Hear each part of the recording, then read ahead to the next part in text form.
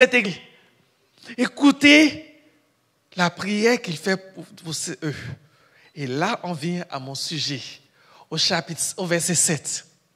Il dit, à tous ceux qui sont à Rome, à tous ceux qui, à Rome, sont bien-aimés de Dieu, appelés à être saints, que la grâce et la paix vous soient données de la part de Dieu, notre Père, et du Seigneur Jésus. J'aimerais qu'on dise tous ensemble que la grâce et la paix vous soient données de la part de Dieu, notre Père, et du Seigneur Jésus-Christ. On reprend. Que la grâce et la paix vous soient données de la part de Dieu, notre Père, et du Seigneur Jésus-Christ. C'est le sujet de mon message aujourd'hui. Grâce et paix. Grâce et paix. Grâce et paix. Grâce et paix.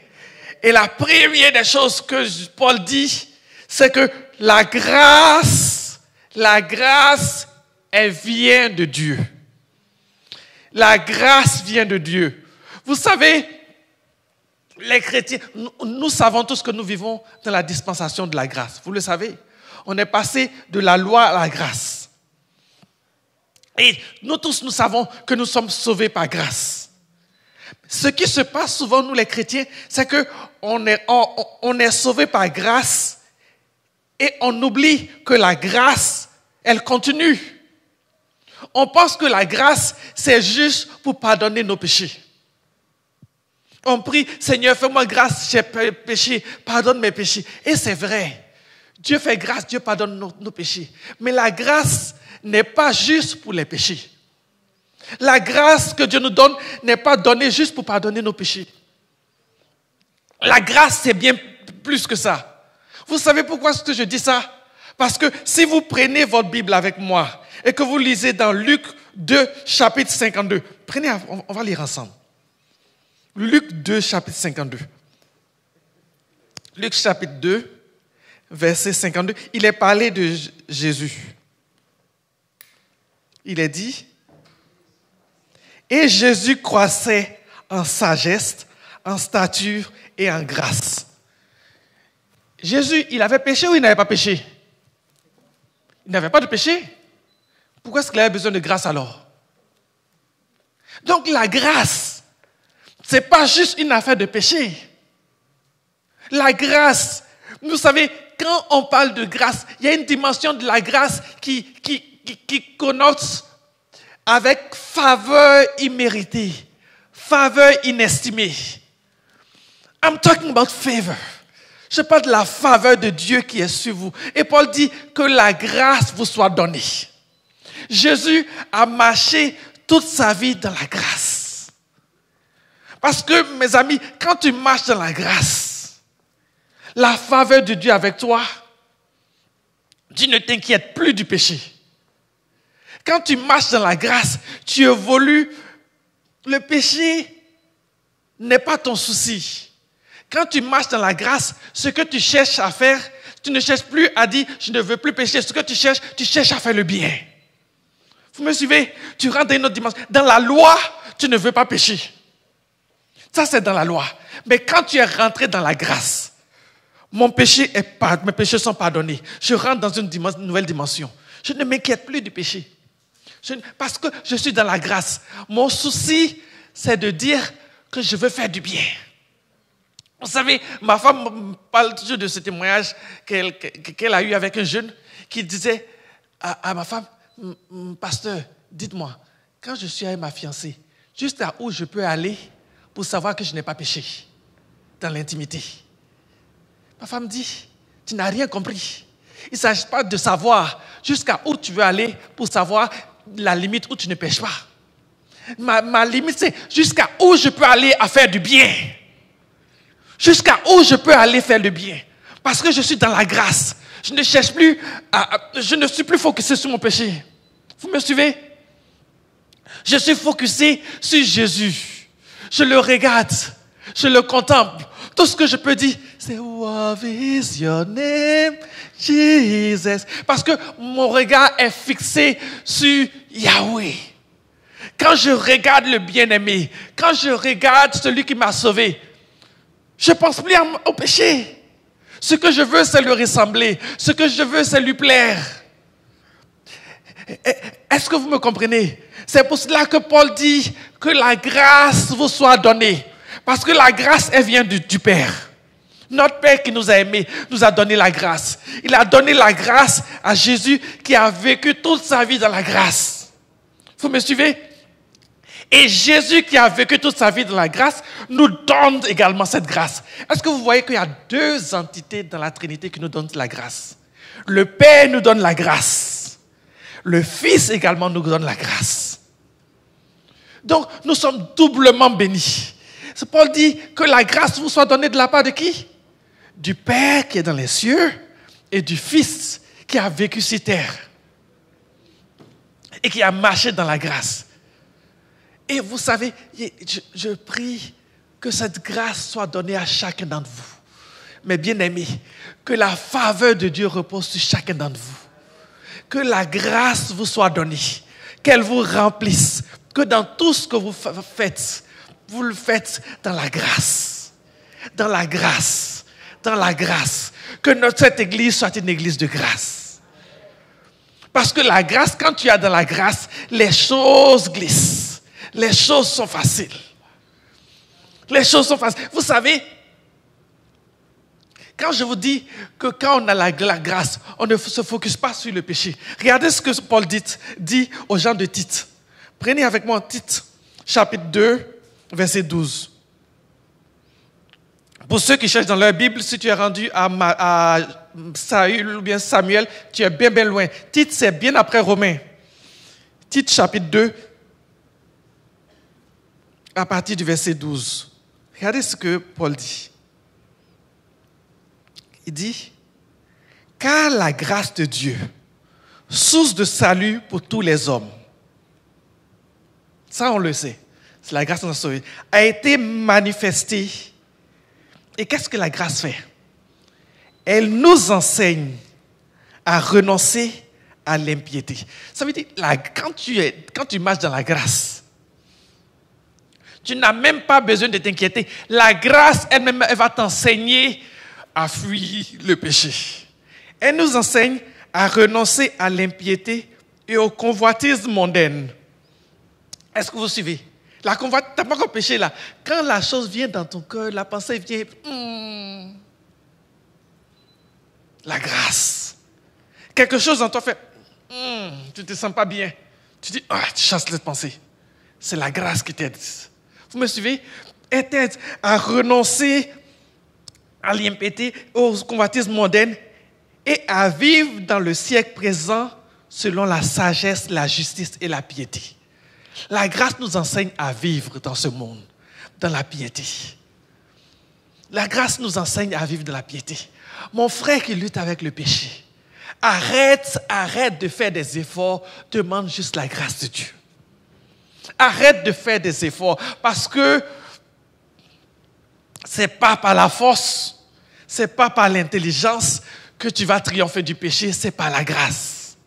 Il y a une puissance dans la grâce. Il y a une puissance dans la grâce. Il y a une puissance dans la grâce. C'est pour cela que mes frères, je dis, nous voulons la grâce. Vous savez, quand je parle de grâce comme faveur imméritée, je vais vous raconter un témoignage que j'ai vécu. Vous vous souvenez de la prophétesse Patricia Boutsma qui était venue et qui avait prophétisé sur plusieurs personnes? Je me suis retrouvé avec elle à Québec, de la ville de Québec, pour faire du ministère dans une église. Après le ministère, on allait manger au resto et elle devait prendre son avion juste après. Alors, on a fini de manger, on est allé dans le Vieux-Québec, elle a fait des achats. Au moment de l'accompagner à l'aéroport, il était 17h30, elle se rend compte qu'elle a perdu son portefeuille, dans lequel se trouve son passeport, ce billet d'avion, avec tout son argent. Alors, moi, je vis à Montréal. Je l'ai accompagnée à Québec. Elle doit prendre son avion. Elle va aux États-Unis. Elle se rend compte qu'elle a perdu son portefeuille. Elle s'arrête et elle dit, « Papa, je me souviens de sa prière. Elle dit, « Papa, je suis désolée, j'ai encore eu la tête en l'air, puis j'ai perdu mon portefeuille. S'il te plaît, fais-moi grâce. » Amen. Elle finit de prier. Elle dit, « Abraham, on retourne dans les magasins qu'on a fait. Mon portefeuille est là-bas. » À 17h, les magasins ferment. Il est 17h30. Elle me dit, on retourne dans les magasins.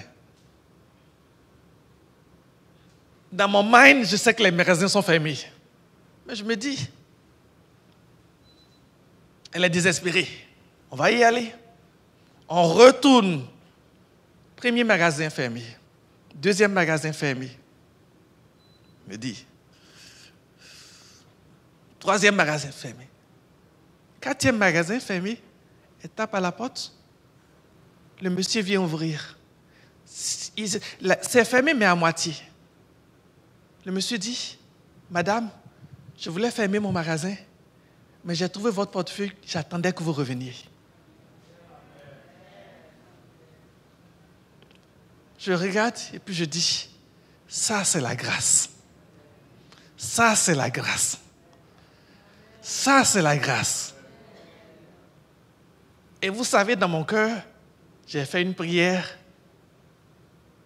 J'ai dit à Dieu, « Seigneur, je veux ce genre de grâce. Je veux ce genre de grâce-là. » C'est une prière que peut-être que je n'aurais pas dû faire. Je vous dis pourquoi. Parce que la semaine passée, j'ai déménagé. Et il faut rendre à César ce qui revient à César. J'ai eu l'aide de mon frère Samuel, de mon frère Mario. Ils sont venus m'aider à soulever mes gros meubles après avoir jeûné. Ça, il faut le faire. Et je veux vous dire merci, que Dieu vous bénisse. Alors, je déménage. On emmène les meubles dans le gros camion, dans ma nouvelle maison. Je reviens dans la nouvelle maison. J'ai fait plusieurs courses. J'arrive dans l'ancienne maison. Je parle avec la nouvelle propriétaire. Je dois ramener le camion à la compagnie de location. Je me rends compte que j'ai perdu mon portefeuille. Je dois retourner le camion. Je dois faire le plein avant de retourner le camion. J'ai perdu mon portefeuille. Et je ne sais pas où je l'ai perdu. Ce n'est pas de la nouvelle maison, parce qu'elle est vide. Je m'arrête.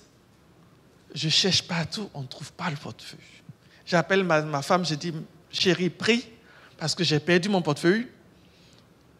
Je ne sais pas quoi faire. Je dois retenir le camion. Peut-être que tu vas devoir venir ici avec ton portefeuille pour que je puisse payer mettre le gaz. Alors, on prie. Pendant qu'on prie au téléphone, je vois une blonde qui rentre dans une maison avec sa fille. Mon portefeuille en main. Elle me dit, « Monsieur, je me promenais avec ma fille. J'ai trouvé votre portefeuille dans la rue. » On l'a pris. On s'est dit, sûrement on a regardé, on a vu l'adresse, parce que sur mon permis se trouve mon ancienne adresse. On a vu l'ancienne adresse, on s'est dit, ils doivent être sûrement à l'endroit, on va leur amener leur portefeuille. Et elles ont marché tout le long pour venir à cette maison, pendant que je priais avec ma femme pour me donner mon portefeuille. Alors je suis en train de prier et je vois une dame qui arrive et dit, « Monsieur, c'est votre portefeuille ?» Puis j'ai dit, « No way !» Et puis elle me dit, « Yes way !» Et puis j'ai dit, quand j'ai raccroché, j'ai levé le doigt et puis j'ai fait comme ça. On se comprend. C'est la grâce. C'est la grâce. La grâce. La faveur de Dieu. Et vous savez, je ne le dis pas, je sais que beaucoup de vous, ici, peuvent rendre témoignage des choses de ce genre, où vous avez vécu la faveur de Dieu. Et ma prière aujourd'hui, c'est que cette faveur soit multipliée sur vous. Sur les maris, sur les épouses, sur les enfants, sur les frères, sur les sœurs, que cette faveur soit multipliée. La grâce, la grâce, la grâce qui descend du ciel, du Père. La grâce que le Fils a eue sur cette terre, qui fait qu'il croissait, la Bible dit qu'il croissait en grâce devant Dieu et devant les hommes. Que les gens voient la faveur de Dieu sur vous. Que les gens voient la faveur de Dieu sur vous. Et qu'ils le glorifient. Et qu'ils le glorifient. C'est ma prière aujourd'hui. Et là, c'est la prière que Paul fait à son église bien-aimée, l'église de Rome. Il dit que la grâce vous soit donnée. Que la grâce vous soit donnée. Et non seulement, vous savez, non seulement Paul dit que la grâce vous soit donnée, mais il dit également que la paix également vous soit donnée. Que la grâce, mais aussi que la paix vous soit donnée.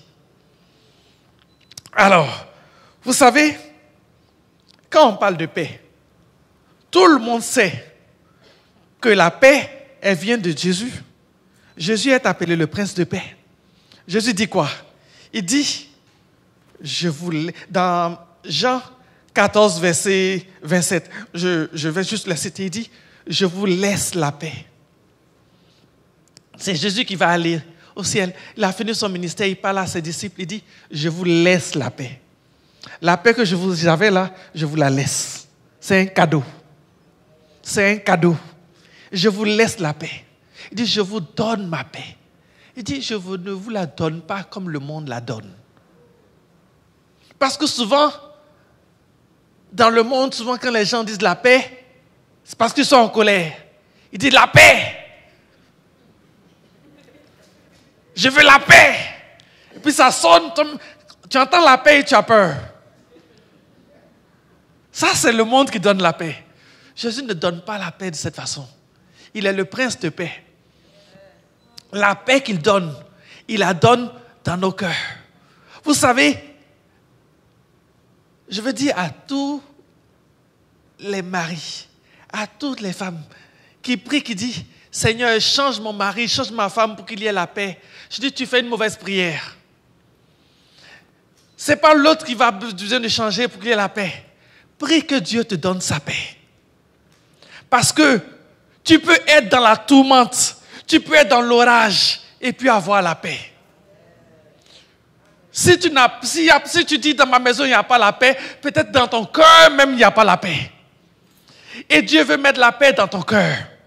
Quand la paix est dans mon cœur, je répands la paix autour de moi. Quand la paix est dans mon cœur, n'importe quoi qui se passe, je suis serein. Je suis serein.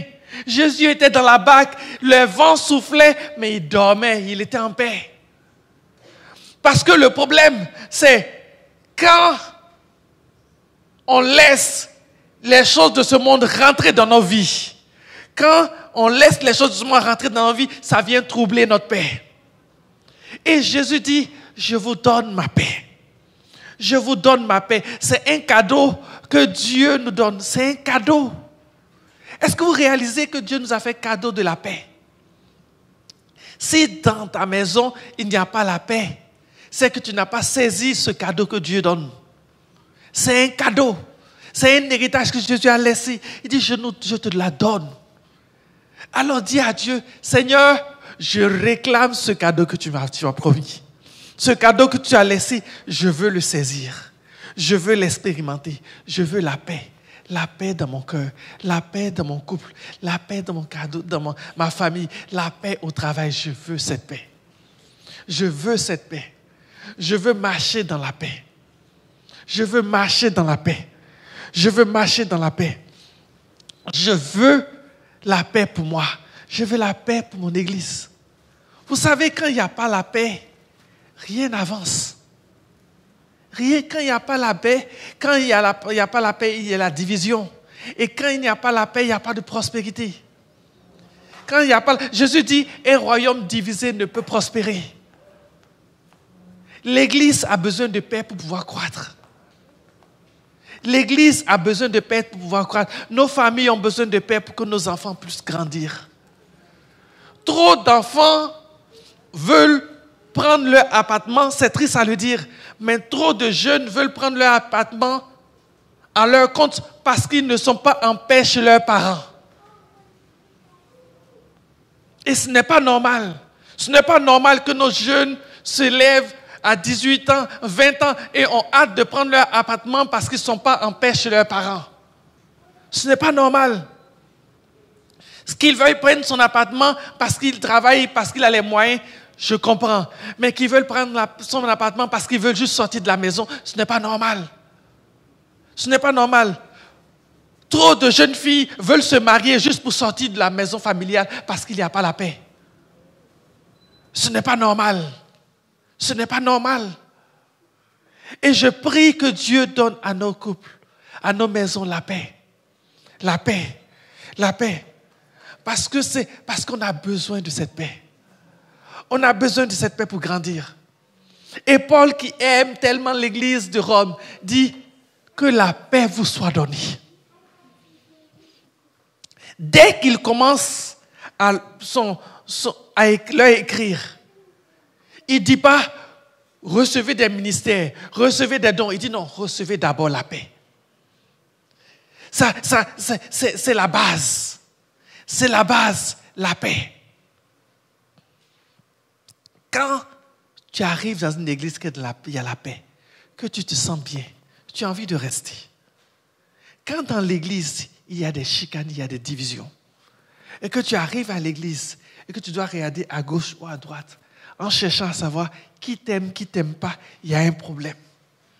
Il y a un problème. Ce n'est pas la maison que Dieu veut bâtir. Ce n'est pas la maison du Seigneur.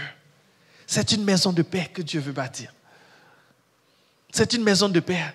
C'est pour cela que je dis, il y a une chose que je ne comprends pas, et j'ai entendu des fois, ça m'a renversé. Des chrétiens qui ne s'adressent pas à la parole, qui ne se parlent pas. Ça me renverse, ça vient renverser ma théologie. Ça bloque dans ma théologie. Des chrétiens qui ne se parlent pas. Je ne sais pas, mais quelque chose bloque dans ma théologie, je ne comprends pas. Parce que si Jeannette ne parle pas à Francine sur cette terre, parce que Jeannette ne peut pas supporter Francine, et que Jeannette se retrouve au ciel, et que sa voisine c'est Francine, comment est-ce que Jeannette va vivre au ciel? Parce qu'au ciel, Jésus dit, il n'y a pas de grincement dedans. Tu vas emmener les chicanes au ciel? Ça ne marche pas.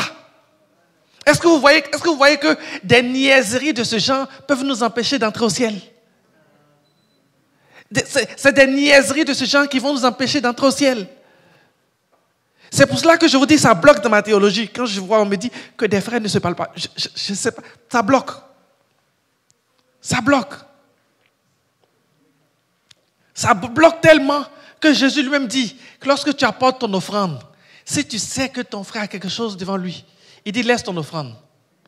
Ça veut dire ton offrande, tu as amené là, dépose, va te réconcilier. Et puis après, tu viens. Combien de chrétiens ont déposé leur offrande pour aller demander pardon à leurs frères jusqu'à présent? C'est dans la Bible. C'est dans la Bible. Tu déposes ton offrande, va te réconcilier d'abord, et puis viens. Pourquoi? Parce que tu viens donner. Vous savez pourquoi c'est important? Parce que tu viens donner. C'est comme si moi, tu m'apportes un cadeau. Tu me dis, Abraham, je t'aime, j'ai un cadeau pour toi. Mais je n'aime pas ton enfant. Tu penses que je vais prendre ton cadeau? Et tu apportes ton offrande à Dieu, tu dis, Seigneur, je t'aime, voilà ton offrande. Mais je n'aime pas ta fille Jeannette, je ne lui parle pas.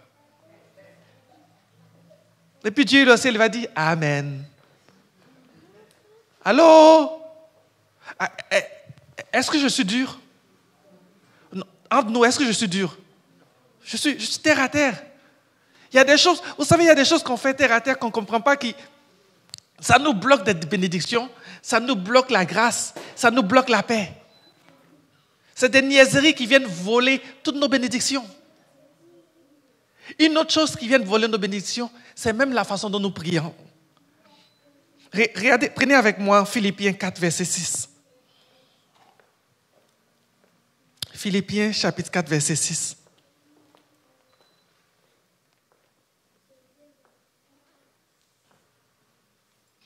C'est Paul qui parle aux Philippiens. Il dit, ne vous inquiétez de rien. On connaît ce passage. Mais en toute chose, faites connaître vos besoins à Dieu par des prières. Tout le monde me suit? On est d'accord? Par des prières. Là, ça marche. Tu pries, tu fais connaître à Dieu tes besoins. Il ajoute, et des supplications. Là, on monte d'un crescendo. La prière, tu pries pour ton sujet. Mais quand tu es vraiment mal pris, tu ne fais plus prier, tu supplies. Supplier là, quand tu dis, Seigneur, Seigneur, si tu fais rien, je suis mort. Seigneur, Seigneur, c'est juste toi. C'est juste toi. Là, tu es monté d'un crescendo. C'est toute ta détresse que tu mets devant Dieu, tu supplies. Est-ce que vous suivez ce que Paul dit? Vous faites monter vos prières, on met nos besoins devant Dieu par des prières, par des supplications. Et regardez comme ça descend. Prière, supplication, tu attends à ce que ça continue de monter, dit, et action de grâce. Souvent, on vient prier, on donne les prières des supplications et on sort de la présence de Dieu. Il dit, quand tu as supplié Dieu pour ton sujet, pour ta requête, tu as fini de supplier, tu es dans la détresse que tu pleures, ne sors pas de la présence de Dieu après avoir déposé tes supplications. Il dit, juste après ça, tu brises le rythme et tu donnes des actions de grâce. Tu termines par des actions de grâce. Il dit, faites connaître vos besoins à Dieu par des prières et des supplications avec action de grâce. Tu termines par des actions de grâce. Seigneur, je t'ai prié pour ma facture, je ne suis pas m'en sorti, je suis mal pris. Seigneur, aide-moi au couple, j'en peux plus. Puis tu arrêtes. Seigneur, je sais que tu es bon. Je sais que tu es fidèle. C'est sur ta bonté et ta fidélité que je me repose. J'ai confiance en toi. Je sais que tu m'as entendu, je sais que tu m'exauces, que tu es bon et que je peux me confier en toi. Amen. C'est comme ça qu'il faut faire. Regardez comment Jésus prie. Notre Père qui es aux cieux, que ton nom soit sanctifié, que ton règne vienne, que ta volonté soit faite sur la terre comme au ciel. Donne-nous aujourd'hui notre pain quotidien. Il demande. Délivre-nous du mal. Pardonne-nous nos péchés comme nous pardonnons à ceux qui nous ont offensés. C'est des requêtes. Vous me suivez? Comment est-ce que Jésus termine? Car c'est à toi qu'appartient le ciel, le règne, la puissance et la gloire. Jésus termine comment? Par la louange, les actions de grâce. Et quand tu fais cela, vous savez pourquoi est-ce qu'il ne faut pas? Parce que souvent on rentre dans la présence de Dieu stressé, on jeûne, on prie, on rentre dans la présence de Dieu stressé, on sort de la présence de Dieu stressé. Est-ce que vous me suivez? Et on amène ce stress dans la maison parce qu'on n'a pas déposé, on n'a pas fini avec des actions de grâce. Mais quand tu finis avec des actions de grâce, regardez ce qu'il dit juste après le verset. Juste après ce verset, il a dit, et la paix de Dieu. Est-ce que vous me suivez? Quand tu mets l'action de grâce, la paix vient automatiquement. Pourquoi? Parce que la paix de Dieu va venir guérir tout ton stress, toute l'anxiété que tu as eue, toute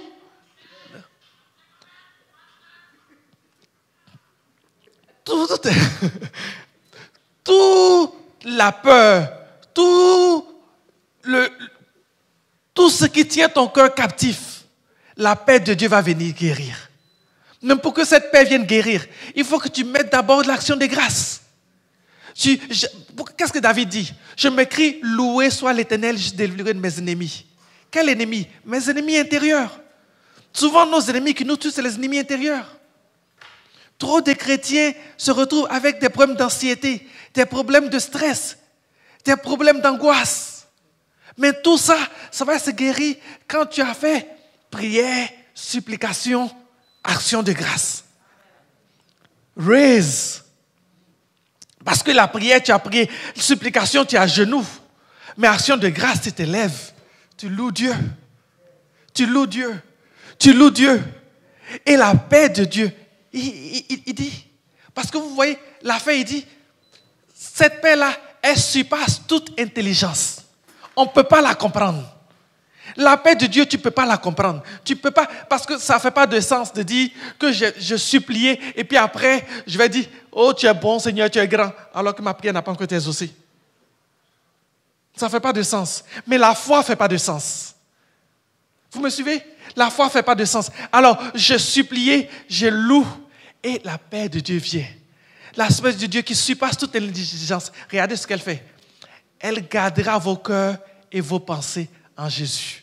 Elle va venir mettre une barrière autour de mon cœur, autour de mes pensées. Elle va venir mettre une barrière autour de mon cœur pour protéger mon cœur de quoi? De la tristesse, de l'angoisse, du désarroi. C'est la paix qui va venir faire ça. Vous me suivez? Et la paix de Dieu va faire quoi? La paix de Dieu garde. Est-ce que vous suivez que la paix de Dieu est comme une forteresse qui se dresse autour de nous? Elle va venir garder mon cœur. Elle va venir garder également mes pensées. Elle va venir garder mes pensées de quoi? Elle va venir garder mes pensées de tout ce qui est angoisse, de tout ce qui est stress, de tout ce qui est migraine, de tout ce qui est dépression. La paix de Dieu va venir garder cela. C'est pour cela que ton voisin voit tes problèmes, mais il te voit dans la joie, il ne comprend pas pourquoi. Ton voisin voit tes défis, mais il te voit dans la paix, il ne comprend pas pourquoi. Il ne sait pas que quand tu es rentré dans la présence de Dieu, tu as prié, tu as supplié, mais tu es sorti avec action de grâce. Et en sortant, la paix de Dieu est descendue sur toi. La paix de Dieu est descendue sur toi. La paix de Dieu est descendue sur toi. Elle est venue protéger ton cœur. Et tu n'as pas besoin d'un psychologue. Tu n'as pas besoin d'un psychiatre. Jésus a guéri déjà ton cœur. Il dit, je suis le Dieu qui te guérit. Il est déjà venu guérir toutes les blessures qu'il y a à l'intérieur de ton cœur. Il les a guéries déjà. C'est sa paix qui a fait le travail. Et tes pensées qui sont troublées par rapport à qui s'inquiètent, il est venu apporter un barrage autour de tes pensées. C'est la paix. Vous voyez comment la paix de Dieu travaille? Une muraille autour de mes pensées, une muraille autour de mon cœur, de sorte que l'ennemi n'a pas accès à ma vie. L'ennemi n'a pas accès à mes pensées, l'ennemi n'a pas accès à mon cœur, parce que la paix de Dieu est là. Il dit, sa bannière sur nous, c'est l'amour. Ça, c'est ce que la paix de Dieu fait. C'est une paix qui te protège. Mais il faut la vouloir. Il faut la vouloir. Il ne faut pas chercher à créer la paix par toi-même. La paix que tu veux créer par toi-même, par manipulation, ce n'est pas la paix, c'est le contrôle. Demande la paix de Dieu. Je le sais parce que je suis un homme. Nous, les hommes, souvent, on prend notre autorité, on veut contrôler pour créer la paix et ça ne marche pas. Demande la paix de Dieu qui descend, qui te garde, qui te protège. Alors tu peux marcher ainsi dans la grâce et la paix. C'est mon message aujourd'hui pour vous. Ma bénédiction pour chacun de vous aujourd'hui, c'est que la grâce et la paix vous soient données de la part de Dieu notre Père et de la part de son Fils Jésus. Louons le Seigneur.